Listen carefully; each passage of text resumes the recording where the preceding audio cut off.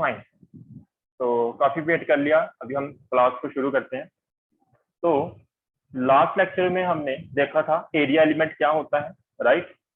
तो मैं एक बार मैंने जो लास्ट लेक्चर में डिस्कस कर लिया, एक बार मैं यहाँ पे क्विक रिवीजन दूंगा कि क्या पढ़ा था हम लोगों ने एरिया एलिमेंट के बारे में, एरिया वेक्टर के बारे में। मैंने आपको बताया था जो जनरली एरिया होता है वो स्केलर क्वांटिटी होती है, राइट।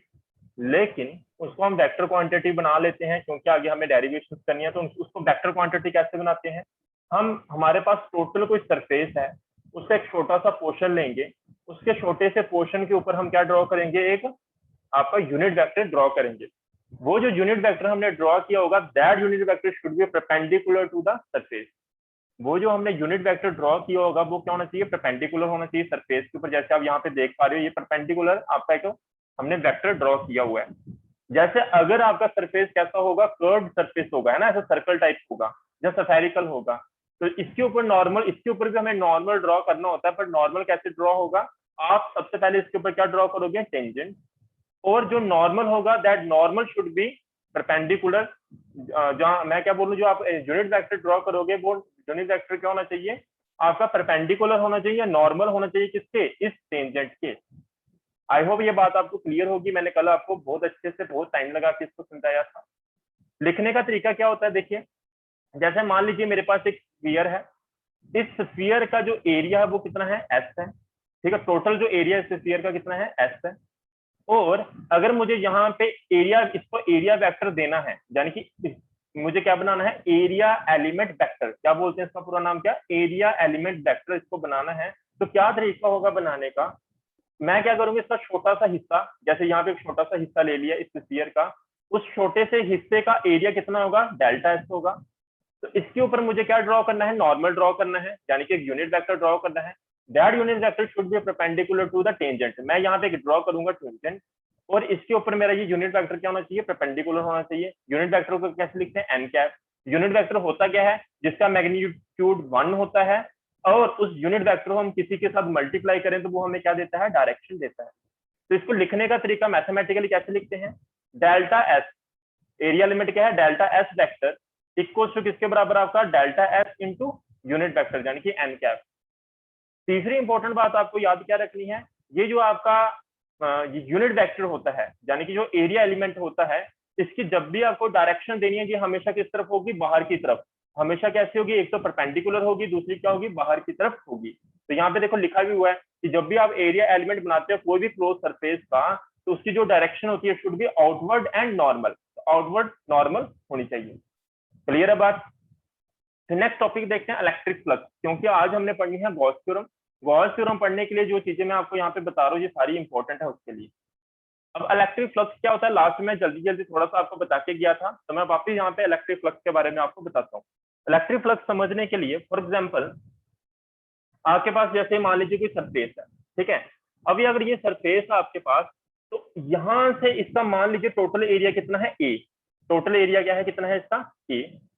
अगर इसके अंदर से एक इलेक्ट्रिक फील्ड लाइन पास हो रही है, इस सरफेस से एक इलेक्ट्रिक फील्ड लाइन पास हो रही है, तो समझ जाओ इसका फ्लक्स कितना होगा, एक। अगर इसके अंदर से दो इलेक्ट्रिक फील्ड लाइन पास हो रही है तो इसका एरिया, इसका फ्लक्स कितना होगा, दो। अगर इसके अंदर से 10 इलेक्ट्रिक फील्ड लाइन पास हो रही है तो इसका फ्लक्स कितना होगा, 10। अल्टीमेटली मैं आपको समझाना क्या चाहता हूँ, मैं ये समझाना चाहता हूँ कि एक गिवन सरफेस से कितनी इलेक्ट्रिक फील्ड लाइंस पास होती हैं, उसे हम क्या बोल देते हैं, इलेक्ट्रिक फ्लक्स बोल देते हैं। क्या ये बात समझ आ गई सभी को। तो अल्टीमेटली ये इलेक्ट्रिक फील्ड लाइंस एक साथ जब एक झुंड बन जाता है, और कहीं कहीं से वो एक एरिया से, एक पर्टिकुलर एरिया से जब वो पास कर रहा होता है, जितनी आपकी इलेक्ट्रिक फील्ड लाइंस पास होगी एक गिवन एरिया से, उतना आपका क्या होगा, इलेक्ट्रिक फ्लक्स होगा। बात समझ आ गई। जैसे मान लीजिए इधर से बहुत सारी इलेक्ट्रिक, मान लीजिए 50 इलेक्ट्रिक फील्ड लाइंस आ रही थी इस तरफ, इस नोटबुक की तरफ, इस बुक की तरफ, मान लीजिए कितनी आपकी इलेक्ट्रिक फील्ड लाइंस आ रही थी, 50 आ रही थी। अब होता है क्या, 50 तो आ रही थी, कुछ इलेक्ट्रिक फील्ड लाइंस ऊपर से चली गई, कुछ साइड से चली गई, कुछ नीचे से चली गई, लेकिन इस एरिया से जो total electric field lines pass हुई है आपकी, वो कितनी हुई है, मान लीजिए 30। तो मैं क्या बोलूंगा, इसका इलेक्ट्रिक फ्लक्स कितना है आपका, 30 है। क्या ये बात क्लियर होगी सभी को। क्या ये इलेक्ट्रिक फ्लक्स क्या होता है, थोड़ा सा आइडिया मिला कि मैंने क्या कहा, एक गिवन सरफेस से कितनी इलेक्ट्रिक फील्ड लाइंस परपेंडिकुलरली, यानी कि नॉर्मली पास करती हैं उसके अंदर से, उसे हम बोलते हैं इलेक्ट्रिक फ्लक्स बोलते हैं। जहां पे एक बात समझने वाली है वो क्या है, आपको याद होगा मैंने जब जस्ट अभी आपको पढ़ा के आया कि आपका जो भी एरिया होता है उसके ऊपर हम क्या ड्रॉ करते हैं, नॉर्मल। क्या ड्रॉ करते हैं, नॉर्मल। यानी कि इस तरफ नॉर्मल ड्रॉ करना पड़ेगा, यूनिट वेक्टर ड्रॉ करना पड़ेगा। यूनिट वेक्टर की डायरेक्शन इस तरफ है और इलेक्ट्रिक फील्ड लाइन की डायरेक्शन इस तरफ है। तो मुझे तुम लोग खुद ही बताओ, इसके अंदर से मैं यहाँ पे बुक की एग्जांपल लेके बताता हूँ। आपकी इलेक्ट्रिक फील्ड लाइंस इस तरफ आ रही हैं, देखिए ऐसे करके, पता नहीं आपको दिख रहा है कि नहीं, इस तरफ से आ रही है ना। थोड़ा सा कैमरा सेट कर, इस तरह से आपकी इलेक्ट्रिक फील्ड लाइंस आ रही हैं और ऐसे करके इसके अंदर से पास हो रही हैं। आप एक चीज देखो, जैसे ये इलेक्ट्रिक फील्ड लाइन आई, ये जो इलेक्ट्रिक फील्ड लाइन आपकी जैसे इसके अंदर आई, ये इलेक्ट्रिक फील्ड लाइन, स्क्रीन बड़ी कर देता हूँ ताकि आपको दिखे। ओके, तो जैसे ये इलेक्ट्रिक फील्ड लाइन इस तरफ आई, और ये इलेक्ट्रिक फील्ड इसके अंदर से तब पास करेगी अगर ये इलेक्ट्रिक फील्ड लाइन इसके क्या होगी, परपेंडिकुलर होगी, पहली बात। ठीक है। दूसरी बात क्या है, अगर ये इलेक्ट्रिक फील्ड लाइन इस तरह से होती, ऐसे करके जा रही होती ऊपर की तरफ, क्या इस सरफेस से ये इलेक्ट्रिक फील्ड लाइन पास कर पाती? ये जो इलेक्ट्रिक फील्ड लाइन है, अगर ये ऐसे करके जा रही होती इसके पैरेलल में, तो इसके अंदर से तो पास नहीं कर पाती, ऐसे करके निकल जाती। मैं समझाना क्या चाह रहा हूँ, ये आपका सरफेस है, इसके ऊपर नॉर्मल मुझे ड्रॉ करना पड़ता है। नॉर्मल क्या होता है, इसके परपेंडिकुलर। आपकी इलेक्ट्रिक फील्ड लाइन भी ऐसे करके इसके अंदर से पास करे, मीन्स दोनों के बीच में जब एंगल क्या हो, जीरो हो। किसके बीच में एंगल जीरो हो? नॉर्मल के बीच में, जो आप यूनिट वेक्टर ड्रॉ करते हो उसके बीच में, और साथ में आपकी इलेक्ट्रिक फील्ड लाइंस के बीच में। दोनों के बीच में एंगल जब जीरो हो तब आपकी इलेक्ट्रिक फील्ड लाइंस क्या होती है, मैक्सिमम इसके अंदर से पास करती हैं। देखिए यहां से इसको मैथमेटिकली कैसे कन्वर्ट करेंगे, समझना इसको। देखिए मैं कह रहा हूँ इलेक्ट्रिक फील्ड लाइंस आपकी इस तरफ से पास कर रही है और नॉर्मल भी ऐसा है, तो मैक्सिमम इलेक्ट्रिक फील्ड लाइंस इसके अंदर से तब पास करेंगी जब एंगल कितनी होगी, दोनों के बीच में 0 डिग्री होगी। 180 डिग्री भी हो सकती है, एक ही बात होती है। अब समझना बात, यहां से मुझे फार्मूला बनाना है किसका, इलेक्ट्रिक फ्लक्स का। इलेक्ट्रिक फ्लक्स का दो चीजों पे फार्मूला डिपेंड करता है। इसको फार्मूला बनाने से देखो, एक सिंपल सी एग्जांपल देता हूं तुम लोगों को। मान लीजिए मेरे पास एक बॉक्स है जिसका एरिया मान लीजिए कितना है, 10 है। 10 यूनिट एरिया है। कितना एरिया है, 10 यूनिट एरिया है। और इसके अंदर मैं एक बॉल, जो एक मान लीजिए मुझे एक बॉक्स रखना है इसके अंदर, ये मेरे पास जो एक बड़ा बॉक्स है, इसके अंदर मुझे छोटे छोटे बॉक्स रखने हैं वापिस से। और एक बॉक्स जो एरिया कितना कवर करता है, 2 यूनिट एरिया कवर करता है एक बॉक्स। तो मुझे तुम लोग बताओ इसके अंदर टोटल कितने बॉक्स रख सकते हैं हम। मैं कह रहा हूं मेरे पास एक बॉक्स है जिसका एरिया कितना है, 10 यूनिट, लेकिन इसके अंदर मुझे छोटे छोटे बॉक्स रखने हैं और एक बॉक्स कितना एरिया कवर करता है, 2 यूनिट का। तो मुझे बताओ कितने इसके अंदर हम बॉक्स रख सकते हैं, बताओ मुझे, फटाफट आंसर करो। 5 है ना, विशाल ने बोला आंसर 5, तो 5 ही होता है आंसर। कैसे पता चला, आपने डिवाइड किया होगा। हाँ निंदिया पुनीता बिल्कुल सही। देखिए आपने क्या किया होगा, डिवाइड किया होगा। मैं उल्टा करके क्वेश्चन पूछ सकता हूँ तुम लोगों को। मैं क्या बोलूंगा, मैं बोलूंगा मेरे पास एक बॉक्स है, छोटे छोटे बॉक्सेस हैं जिनका वो जो कितना एरिया कवर करते हैं, 2 यूनिट। जो एरिया कितना कवर करते हैं, 2 यूनिट एरिया कवर करते हैं। तो मैं तुम लोगों को पूछूंगा, अगर मुझे इसके अंदर एक बॉक्स, मुझे ऐसा बॉक्स चाहिए जो क्या करे, 5 बॉक्स को होल्ड कर ले, जो 5 बॉक्स को होल्ड कर ले, तो मुझे बताओ कितने एरिया का मुझे बॉक्स चाहिए होगा। आप बोलोगे सर उन दोनों को मल्टीप्लाई कर दो। नहीं समझ आई, एक और एग्जांपल से समझो। मैं बोल रहा हूं मेरे पास 2 यूनिट का एक छोटा सा बॉक्स है ना, एक छोटा सा बॉक्स है। अब मुझे क्या करना है, एक बड़ा बॉक्स चाहिए। मुझे बताओ उसका एरिया कितना होगा कि वो क्या करे, 10 बॉक्स को होल्ड कर पाए। कितने बॉक्स को होल्ड कर पाए, 10 बॉक्स को। तो आप कैसे ढूंढोगे, बताओ इसका आंसर कितना होगा, इस बॉक्स का कितना एरिया होगा, बताओ मुझे। एक छोटे बॉक्स का एरिया कितना है, 2। वो 10 बॉक्स को, ये क्या कर सकता है, 10 बॉक्स को होल्ड कर सकता है। तो इसका मतलब इसका एरिया कितना होगा, बताओ।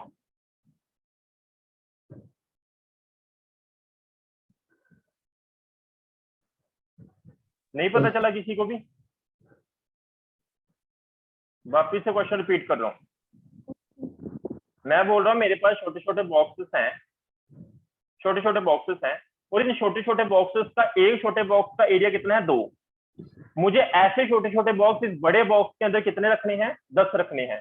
तो मुझे बताओ इस बड़े बॉक्स का एरिया कितना होगा, एक आंसर आया बस, 20। 20। Bharat in India 20, very good, सभी का 20 आना शुरू हो गया।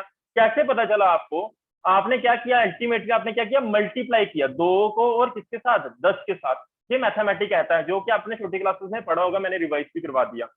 तो यहाँ पे भी वही कॉन्सेप्ट लगना है। यहाँ पे कैसे कॉन्सेप्ट लगेगा, हमें टोटल फ्लक्स निकालना है। टोटल फ्लक्स कैसे निकलेगा, मैं क्या बोल रहा हूँ, फ्लक्स होता क्या है, कितनी इलेक्ट्रिक फील्ड लाइंस एक एरिया से पास हो रही है, एक गिवन एरिया से कितनी इलेक्ट्रिक फील्ड लाइंस पास हो रही है, वही तो आपका फ्लक्स होता है। तो अगर आपको टोटल फ्लक्स निकालना हो तो फ्लक्स निकालने का तरीका क्या हो जाएगा, तरीका ये हो जाएगा, आप क्या कर दो, आपको एरिया पता है, मान लीजिए आपको एरिया कितना पता है, डेल्टा एस, कितना एरिया पता है आपको, डेल्टा एस, और उसको मल्टीप्लाई कर दो इलेक्ट्रिक फील्ड इंटेंसिटी के साथ। इलेक्ट्रिक फील्ड इंटेंसिटी हमें क्या बताती है, इलेक्ट्रिक फील्ड लाइंस के बारे में तो बताती है।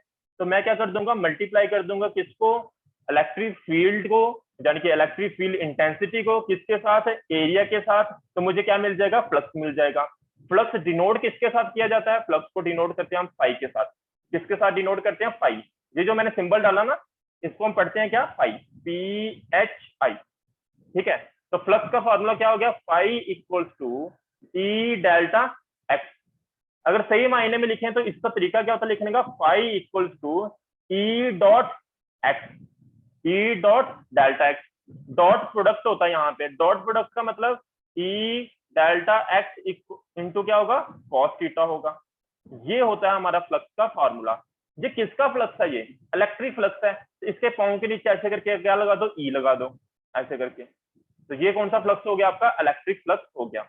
अगर इस चैप्टर को आप अच्छे से समझ लोगे तो आपका एक और चैप्टर इसी के साथ कंप्लीट हो जाना, जो कि क्या है, magnetic effect of electric current. सारे टॉपिक इसके जैसे हैं वहां पे। ओके, तो ये फार्मूला हो गया। कैसे ये फार्मूला लिखा हुआ है वो भी मैंने आपको समझा दिया। वैसे आपको ये प्रूफ नहीं करना होता, सिंपल से मैंने बता दिया। डेल्टा फाई किसके बराबर होता है आपका, E delta X equal to E delta S cos theta. भी इसको लिख सकते हैं, दो तरीके होते हैं लिखने के। अब देखो ये फ्लक्स होता है, ये नेगेटिव भी हो सकता है, पॉजिटिव भी हो सकता है। नेगेटिव कब होगा, पॉजिटिव कब होगा, जीरो कब होगा, ये समझते हैं। देखिए फ्लक्स आपका नेगेटिव भी हो सकता है, सॉरी नेगेटिव भी हो सकता है, पॉजिटिव भी हो सकता है, जीरो भी हो सकता है। पॉजिटिव कब होगा, अगर आपकी जो एंगल है थीटा, ये क्या होगी बताओ मुझे, छोटी होगी किससे, 90 डिग्री से। तब ये वैल्यू क्या हो जाएगी, cos थीटा 90 से कम हो तो क्या होती है, वैल्यू पॉजिटिव होती है। अगर थीटा आपका कितना हो जाता है, 90 डिग्री हो जाता है, तो cos 90 कितना होता है, जीरो। तो ये वैल्यू कितनी हो जाएगी, जीरो। ये कैसी थी, पॉजिटिव। अगर थीटा की वैल्यू क्या हो जाती है, 90 से बड़ी हो जाती है, तो ये कैसा आ जाएगा, नेगेटिव वैल्यू। तो मीन्स इलेक्ट्रिक फ्लक्स आपका क्या होता है, नेगेटिव भी होता है, पॉजिटिव भी होता है और जीरो भी होता है। तो ये तो थोड़ा सा फ्लक्स है, यानी कि डेल्टा फाई। तो ये आपका डेल्टा फाई क्या बता रहा है, थोड़ा सा फ्लक्स बता रहा है, कितने एरिया से जो पास हो रहा है, डेल्टा से एरिया से पास हो रहा है। अगर मुझे टोटल इलेक्ट्रिक फ्लक्स निकालना है तो what I have to do, I have to integrate it. मुझे क्या करना होता है, इंटीग्रेट करना होता है। पर यहाँ पे जो हम इंटीग्रेशन यूज करेंगे वो कैसे इंटीग्रेशन यूज करेंगे, क्लोज इंटीग्रेशन यूज करेंगे। कौन सी, क्लोज इंटीग्रेशन। क्लोज इंटीग्रेशन को डिनोट कैसे किया जाता है, इंटीग्रेशन का साइन लगाओगे ऐसे करके, लेकिन इसके बीच में ऐसे गोल लगा दोगे, ऐसे सर्कल बना दोगे बीच में। अब सर्कल यहाँ पे क्या डिनोट कर रहा होता है, सर्कल डिनोट कर रहा होता है कि क्लोज इंटीग्रेशन है। क्लोज इंटीग्रेशन का मतलब, एक तो इंटीग्रेशन होती है, जैसे मान लीजिए एक आप जहां से चलना शुरू किए और यहाँ पे आके रुकोगे, तो आपको टोटल डिस्टेंस निकालना है, तो आप क्या करोगे, लीनियर इंटीग्रेशन कर लोगे।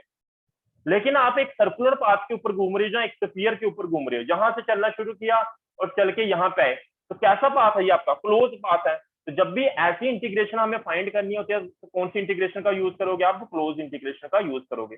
यानी कि सर्कुलर पाथ, स्फेरिकल पाथ, ऐसी चीजों की जब आप डेरिवेशन करते हो तो कैसी इंटीग्रेशन करोगे, क्लोज इंटीग्रेशन करोगे। क्लोज इंटीग्रेशन को कैसे डिनोट किया जाता है, इंटीग्रेशन का साइन लगाते हो और बीच में क्या लगा देते हैं, सर्कल लगा देते हैं।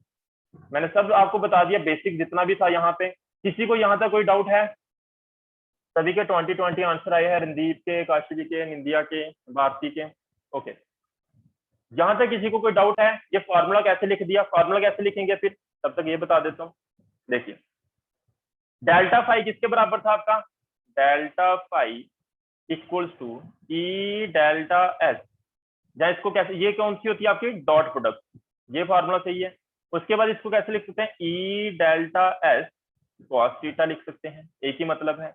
ये डेल्टा एस को आप डी पे तो लिख सकते हो, जैसे अगर मैं डेल्टा को जगह मैं स्मॉल स्मॉल डेल्टा कैसे लिखते हैं ऐसे करके, तो जनरली हम क्या लिख देते हैं डी।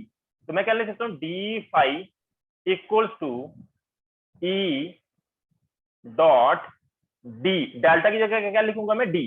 डी का मतलब बेसिकली ये डेल्टा, ये स्मॉल डेल्टा ऐसे लिखते हैं। तो जनरली ऐसा ना डालने में हमें आलस आता है, हम क्या डाल देते हैं डी डाल देते हैं।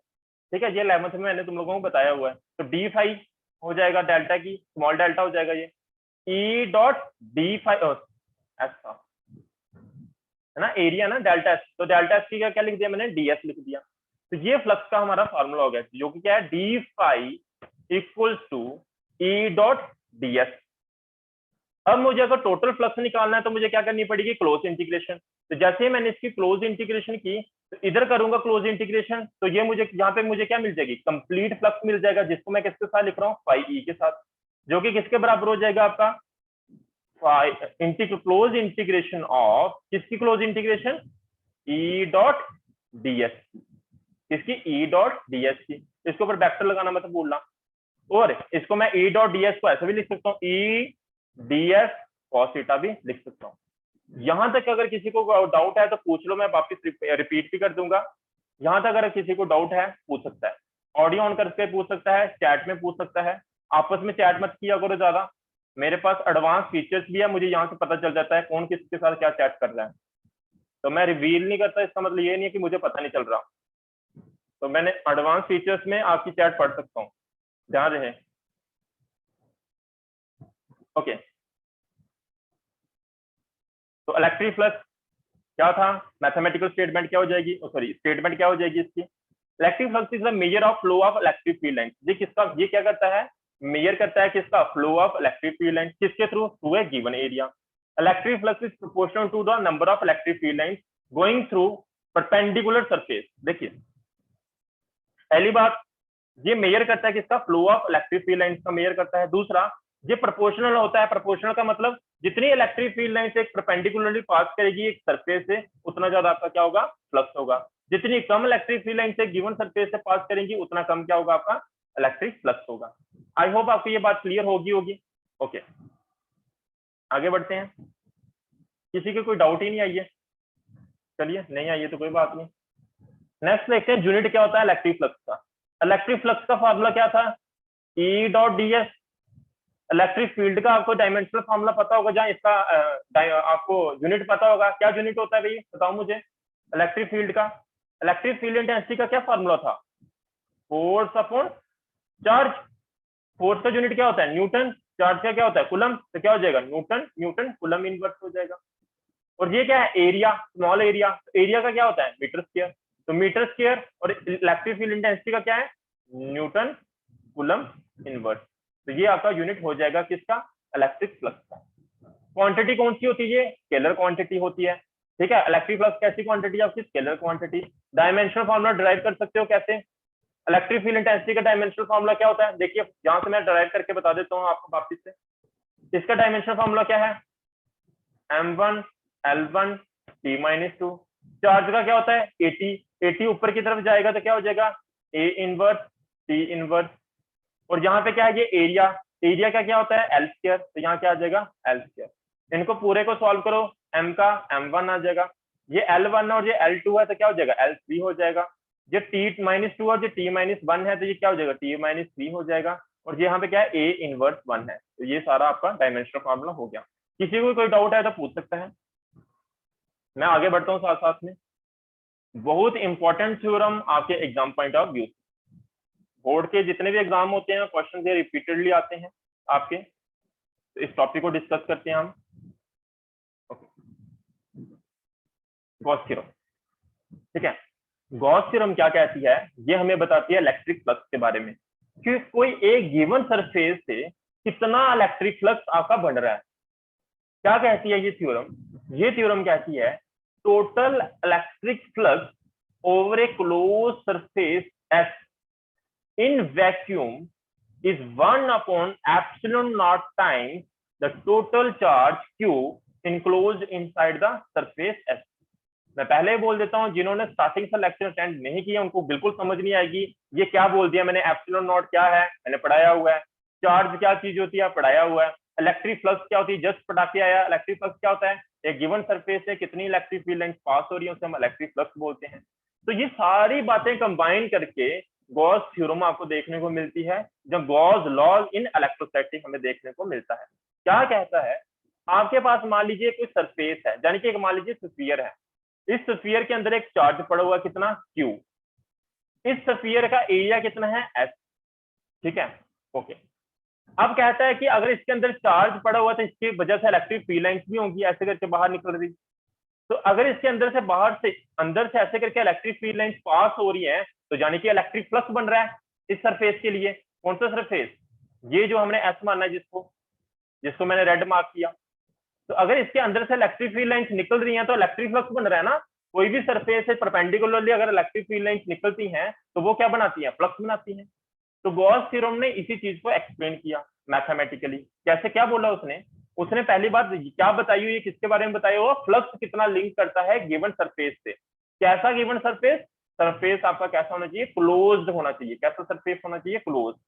देखिए, टोटल इलेक्ट्रिक फ्लक्स ओवर ए क्लोज सरफेस, कैसा सरफेस, एस सरफेस।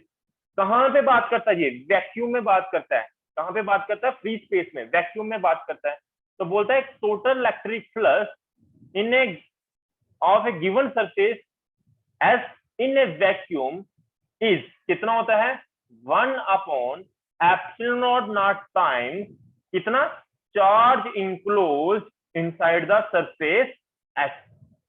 क्या कहा इसने, total electric flux over the close surface S in a vacuum कितना होता है, 1 अपॉन एप्सिलॉन नॉट टाइम्स कितना होता है, 1 upon epsilon not times the total charge enclose in the given surface the surface S.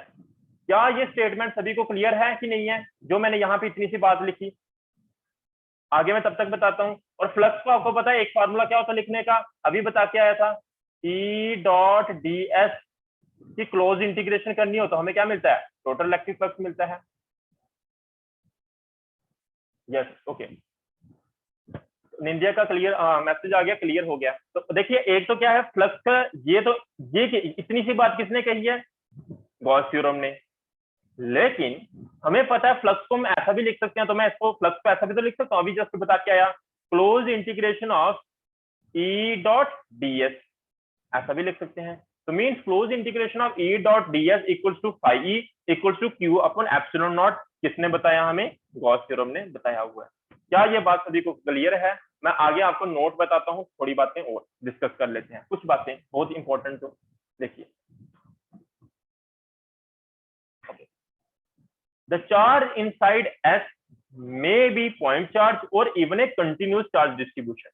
देखिए, जो कोई भी आपका क्लोज सरफेस है, कोई भी आपका क्लोज सरफेस है, इसके अंदर चार्ज आपका कैसा भी हो सकता है। मान लीजिए आपने एक बड़ा सा ऐसा कंडक्टर रखा है, इसके अंदर उसके ऊपर charge positive 10 coulomb, 50 coulomb, 60 coulomb, कितना भी है, कोई मतलब नहीं है।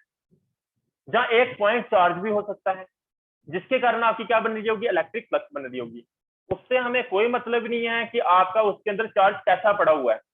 वो चार्ज आपका क्या हो सकता है, बताओ मुझे, कंटिन्यूअस चार्ज डिस्ट्रीब्यूशन भी हो सकती है, जैसे कंडक्टर के ऊपर बहुत सारा पॉजिटिव चार्ज पड़ा हुआ था, जहां वो क्या हो सकता है, आपका पॉइंट चार्ज भी हो सकता है। पहला पॉइंट गॉस थ्योरम के लिए एप्लीकेबल है ये। दूसरा, there is no contribution to electric flux from a charge if it is outside the surface S. देखिए, एक स्फीयर है आपके पास, एक आपके पास स्फीयर है पूरा गोल था, इसके अंदर चार्ज नहीं है, इसके अंदर हमने चार्ज को नहीं रखा हुआ है, चार्ज को आपने रख दिया बाहर। आप बोलोगे सर इसके अंदर से जो इलेक्ट्रिक फील्ड लाइन, ये जो चार्ज है इसकी वजह से ऐसे करके इलेक्ट्रिक फील्ड लाइंस बनेगी ऐसे करके। तो इस सरफेस के साथ मैं पूछूंगा, बताओ क्या इस सरफेस का इलेक्ट्रिक फ्लक्स है कि नहीं है, तो आंसर क्या होगा, नहीं है। क्यों नहीं है, गॉस थ्योरम ने क्या बताया हुआ है, गॉस थ्योरम ने बताया है कि कोई सरफेस, कोई क्लोज सरफेस हो, उसके साथ इलेक्ट्रिक फ्लक्स तभी लिंक करेगा अगर वो चार्ज क्या हो, उसके अंदर हो, उसके इंक्लोज किया हो। उस स्फीयर ने जितना चार्ज इंक्लोज किया होगा उसी के हिसाब से हमारी फ्लक्स बनेगी। ऐसा ना हो कि चार्ज आपने यहाँ पे रखा हुआ है, तो आप बोलोगे चार्ज की वजह से ऐसे करके इलेक्ट्रिक फील्ड लाइंस बन रही है, तो चलो जी इलेक्ट्रिक फ्लक्स बन गया। ऐसा नहीं बनेगा। इलेक्ट्रिक फ्लक्स तभी बनेगा अगर ये चार्ज क्या होगा, इंक्लोज होगा एक गिवन सरफेस के अंदर। क्लियर है बात की नहीं है। अगर ये चार्ज आपका बाहर पड़ा हुआ, चाहे ये 60 कूलम का है चाहे 1000 कूलम का है, कोई मतलब नहीं है, इसका इलेक्ट्रिक फ्लक्स क्या कहलाएगा, इस सरफेस का जीरो कहलाएगा। क्या ये बात क्लियर है सभी को कि नहीं है? Yes sir. Okay. Location of charge, यहाँ पे चार्ज लिख लेना, ठीक है। Location of charge does not effect the value of the surface interior. देखिए, आपके पास एक क्लोज सरफेस है, चार्ज अंदर पड़ा हुआ है, अब हमें इससे कोई मतलब नहीं है चार्ज यहाँ पे रखा है या यहाँ पे रखा है या यहाँ पे रखा है या यहाँ पे रखा है, इससे कोई मतलब नहीं है। चार्ज की पोजीशन अंदर स्फीयर के जहाँ रहे, पर अंदर रहना चाहिए, ऐसा नहीं बाहर रखा है। लोकेशन आपकी कहीं भी हो लेकिन सरफेस के अंदर, जहां पे रखो, यहाँ पे रखो, यहाँ पे रखो, यहाँ पे रखो, जो आपका इलेक्ट्रिक फ्लक्स लिंक कर रहा होगा सरफेस के साथ वो क्या रहेगा, सेम रहेगा, चेंज बिल्कुल नहीं करेगा। फ्लक्स, पोटेंशियल की बात नहीं कर रहा, इलेक्ट्रिक फील्ड की बात नहीं कर रहा, मैं किसकी बात कर रहा हूँ निशा? Yes sir, okay. तो मैं फ्लक्स की बात कर रहा हूँ, फ्लक्स आपका क्या रहेगा, सेम रहेगा, चाहे चार्ज की पोजीशन ये है, ये है, ये है या ये है। ये सारी बातें अगर आपको समझ आ रही होगी, लास्ट में एक क्वेश्चन पूछूंगा मैं आपको, देखता हूँ कौन आंसर करता है उसका फिर। ओके, नेक्स्ट चलते हैं। The surface used to calculate the flux interval is called Gaussian surface. देखिए, अब एक्चुअली हम ना आगे जाके गॉस थ्योरम का यूज करेंगे, इसकी एप्लीकेशंस करेंगे। एप्लीकेशंस कैसे करेंगे, एग्जांपल समझो। यहाँ पे मान लीजिए मेरे पास एक ऐसे चार्ज था, ऐसे गोल गोल यानी कि स्फेरिकल शेप, छोटा सा स्फेरिकल शेप का। अब जब भी मुझे गॉस थ्योरम यूज करनी होगी ना आगे जाके, गॉस थ्योरम जैसे क्या क्यों यूज करते हैं, जैसे मान लीजिए मुझे यहाँ पे इलेक्ट्रिक फील्ड इंटेंसिटी यूज करनी फाइंड करनी है, तो मैं गॉस थ्योरम का यूज कर सकता हूँ बहुत बहुत आसानी से, आगे जाके करेंगे हम इसका यूज। लेकिन यहाँ पे एक पॉइंट आपको क्लियर करना पड़ेगा, गॉस थ्योरम कैसे यूज होगी। जब भी आपको गॉस थ्योरम यूज करनी है, then what you have to do, you have to draw a Gaussian surface. आपको क्या ड्रॉ करना पड़ेगा, एक गॉसियन सरफेस ड्रॉ करना पड़ेगा। जहां पे भी आपको कोई इलेक्ट्रिक फील्ड इंटेंसिटी फाइंड करनी है या पोटेंशियल फाइंड करना है, कुछ भी फाइंड करना है गॉस थ्योरम का यूज करने के लिए, गॉस थ्योरम जब आप यूज कर रहे होगे तो आपको क्या ड्रॉ करना पड़ेगा, गॉसियन सरफेस बनाना पड़ेगा। गॉसियन सरफेस बनेगा कैसे, ये भी तो पता होना चाहिए। तो कैसे बनेगा, देखो, जैसे मैंने यहाँ पे एक चार्ज बनाया जो कि कैसा छोटा सा है, स्फेरिकल शेप का। अगर मुझे इस पॉइंट के ऊपर इलेक्ट्रिक फील्ड इंटेंसिटी फाइंड करनी होगी ना, तो मुझे गॉसियन सरफेस बनाना पड़ेगा। जो गॉसियन सरफेस भी बनेगा वो भी कैसा बनेगा, आपका स्फेरिकल बनेगा। कैसा, ऐसे करके आपको इसकी यहाँ पे क्या बनाना पड़ेगा, एक गॉसियन सरफेस बनाना पड़ेगा। क्या बनाना पड़ेगा, गॉसियन सरफेस बनाना पड़ेगा। सर हमेशा क्या गॉसियन सरफेस स्फेरिकल ही बनेगा? नहीं। देखिए, अगर आपके पास एक लीनियर वायर है, इसके ऊपर ऐसे चार्ज पड़ा हुआ है ऐसे करके, तो सर बताओ हमें इसका कैसा बनेगा गॉसियन सरफेस। इसका अगर मुझे यहाँ पे इलेक्ट्रिक फील्ड इंटेंसिटी फाइंड करनी है तो इसका गॉसियन सरफेस कैसा बनेगा। ये वायर कैसी होती है, सिलेंड्रिकल नेचर की होती है। कैसी होती है, सिलेंड्रिकल नेचर की होती है। तो इसका जो गॉसियन सरफेस बनेगा वो भी कैसा बनेगा, सिलेंड्रिकल नेचर का। तो याद रखना है, जब भी गॉसियन सरफेस बनाओगे, जिसके लिए गॉसियन सरफेस बना रहे हो उसको कहां पे रखो, सेंटर पे। जैसे मैंने इसके लिए गॉसियन सरफेस तो बनाया, तो इसको सेंटर पे रखा और इसके अराउंड क्या बना दिया मैंने, गॉसियन सरफेस बना दिया। इस वायर के लिए मुझे गॉसियन सरफेस बनाना था, तो मैंने क्या किया, इस वायर को सेंटर पे रखा, इसके अराउंड क्या बना दिया, ऐसे सिलेंडर बना दूंगा ऐसे करके। आगे जाके इसको यूज भी करेंगे, वापिस आपकी रिवीजन भी हो जाएगी, मैंने आपको क्विक रिव्यू दे दिया। अब यहाँ पे मैं इलेक्ट्रिक फ्लक्स को कंक्लूड करूंगा, कल हम डेरिवेशन करेंगे, कल 2 टॉपिक हम कंप्लीट करेंगे, कल का लेक्चर बहुत ज्यादा इंपॉर्टेंट है, उसको अटेंड जरूर करना।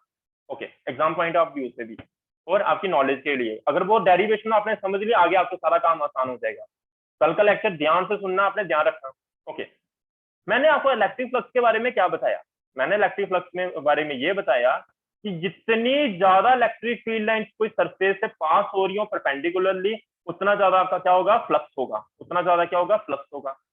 अगर इलेक्ट्रिक फील्ड लाइन जो उसके अंदर से पास जो हो रही होंगी, अगर वो जीरो हो रही होंगी, तो फ्लक्स भी कितना हो जाएगा, जीरो। देखिए, गॉस थ्योरम के मुताबिक इलेक्ट्रिक फ्लक्स क्या होता है, चार्ज अपॉन एप्सिलॉन नॉट। यानी कि अगर चार्ज ही जीरो हो जाए तो फ्लक्स भी क्या हो जाएगा, जीरो। ये चार्ज कौन सा चार्ज है, जो आपके सरफेस के अंदर पड़ा होता है, जो क्लोज सरफेस के अंदर पड़ा होता है। आपने जैसे मैं आपको यहाँ पे नोट बता रहा था, नोट में क्या लिखा होता, अगर आपका चार्ज कहाँ गया, हाँ, there is no contribution to electric flux from a charge if it is outside the surface.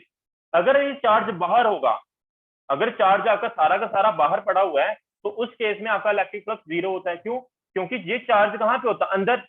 अंदर चार्ज अगर 0 है तो फ्लक्स भी क्या हो जाएगा आपका 0। बाहर चार्ज रखा हुआ है, अंदर चार्ज नहीं है, तो आपका ओवरऑल फ्लक्स क्या कहलाएगा? 0 कहलाएगा। चलिए अब मैं आपसे एक क्वेश्चन पूछता हूँ, देखते हैं कौन आंसर करता है। आपके पास एक क्लोज सरफेस है ऐसे करके,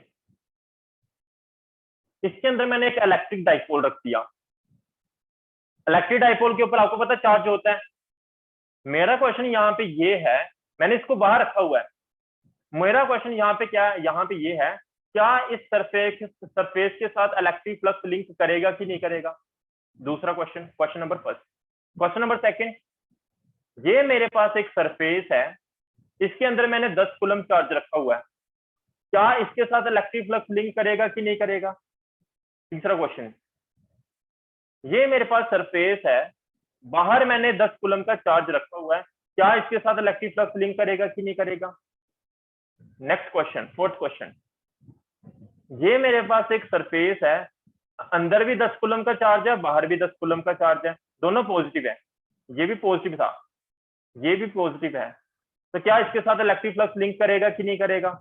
फिफ्थ क्वेश्चन, ये मेरे पास सरफेस है, अंदर 10 कूलम का चार्ज है, बाहर -10 कूलम का चार्ज है, क्या यहाँ पे इलेक्ट्रिक फ्लक्स लिंक करेगा कि नहीं करेगा? सिक्स्थ क्वेश्चन, ये मेरे पास सरफेस है, यहाँ पे +10 कूलम का चार्ज है, बाहर -10 कूलम का चार्ज है, क्या फ्लक्स लिंक करेगा कि नहीं करेगा? लास्ट क्वेश्चन 7, ये मेरे पास एक सरफेस है, अंदर इधर 10 कूलम का चार्ज है और इधर क्या है, -5 कूलम का चार्ज है, क्या फ्लक्स लिंक करेगा कि नहीं करेगा? चलिए हो जाइए शुरू, आंसर देना। देखते हैं कौन आंसर देता है, टाइम होने वाला है। लेट्स सी, आंसर सभी ने देने की कोशिश करनी है। पहला क्वेश्चन है फ्लक्स लिंक, चलो पहला रहने दो। दूसरा क्वेश्चन, फ्लक्स लिंक करेगा कि नहीं करेगा? ऐसा करेगा सेकंड वाले के साथ। सेकंड वाले के साथ करेगा, बिल्कुल सही आंसर है। जब चार्ज अंदर हो सरफेस के तो फ्लक्स लिंक करेगा, 100% करेगा। थर्ड क्वेश्चन का आंसर मैंने आंसर के कर साथ दिया। नहीं करेगा। निंदिया का आंसर, बाकी वाले कहाँ सो गए हैं क्या? निंदिया का आंसर सेकंड के साथ नहीं करेगा, क्यों नहीं करेगा निंदिया बताओ? बिकॉज चार्ज बाहर है। हाँ, गॉस थ्योरम यही तो कहती है, अगर चार्ज आपका बाहर होगा तो फ्लक्स लिंक नहीं करेगा।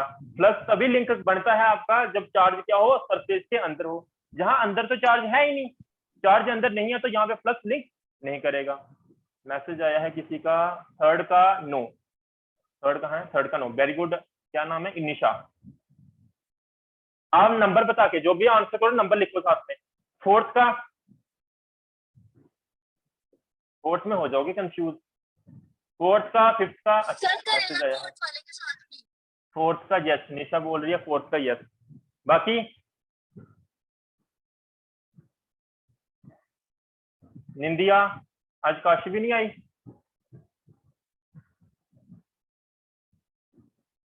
फोर्थ वाले के साथ भी होगा। क्यों होगा? निशा एंड निंदिया दोनों का आंसर आया हुआ तो क्यों होगा, रीजन बता सकते हो? ऐसा क्योंकि उसके मतलब सफेयर के अंदर भी चार्ज है, बाहर वाले के साथ हमें लिंक करना नहीं है, तो अंदर चार्ज है तो ऑब्वियसली करेगा। बहुत सही से आंसर दिया है ना। बाहर वाले चार्ज, बाहर चार्ज है या नहीं है मुझे कोई मतलब नहीं है उससे, बाहर है या नहीं है। हमें किसको देखना है? हमें देखना है सरफेस के अंदर चार्ज है कि नहीं। सरफेस के अंदर चार्ज है तो मीन्स ऐसे करके इलेक्ट्रिक फील्ड लाइंस बाहर निकल रही होंगी। अगर इलेक्ट्रिक फील्ड लाइंस बाहर निकल रही है तो मीन्स आपका फ्लक्स लिंक करेगा। फिफ्थ का बताओ। फिफ्थ का भी करेगा।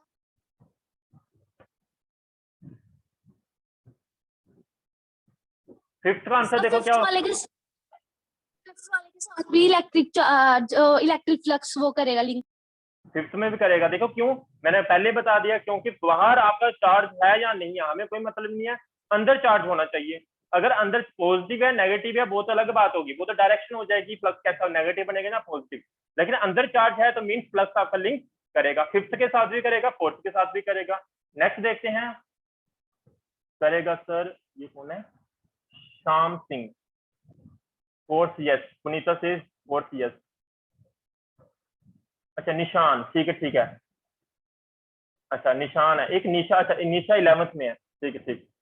निशान आज फिर से, कल नहीं आया था आज आया हुआ है। ओके,